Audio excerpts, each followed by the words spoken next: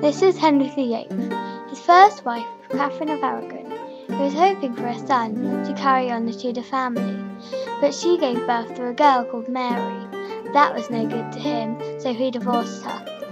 His second wife was Anne Boleyn. She gave birth to a little girl called Princess Elizabeth, who would one day become queen herself. He still preferred to have a son, although Lizzie was okay. Turned out she was a redhead. So he waited and waited, but the son never came. He needed a new wife, so he beheaded Anne.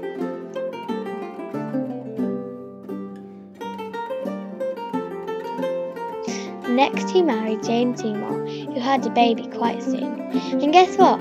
It was a boy! Woohoo! Henry was overjoyed. They called him Edward. Hopefully he would become king later. But Jane died only 12 days after Eddie was born. Henry was very, very sad. Next he saw a beautiful picture of a lady called Anne of Cleves, and he fell for her. He had to have her as his wife. However, she turned out to be not quite as beautiful as the picture. It was never going to work. There was no way he was going to have a son with her.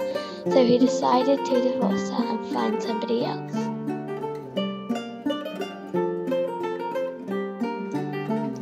The fifth wife was Catherine Howard. They were married for 2 years, but throughout those two years she was hanging out with other boys, so Henry decided to behead her.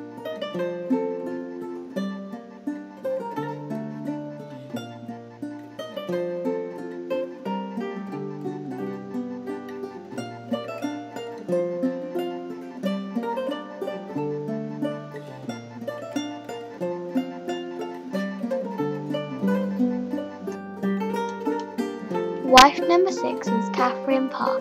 Henry had always loved pies, and by now he was very fat. He got ill and died. He must have been very big and heavy to move. Catherine was the only wife to survive as queen.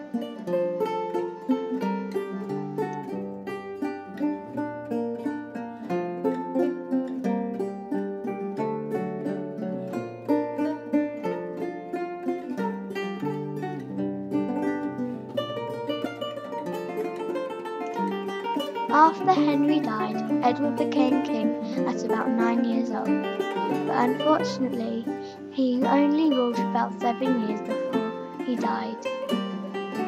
After Eddie died, the crown would be given to one of the girls. They had a big fight, and Lizzie came up with a clever idea. She had Mary beheaded so that she could be queen.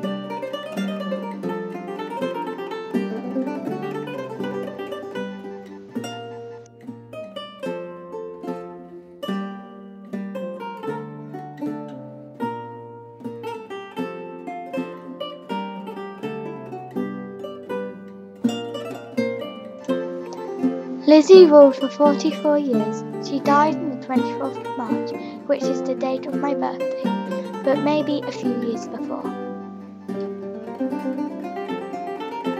This was the end of the Tudor period.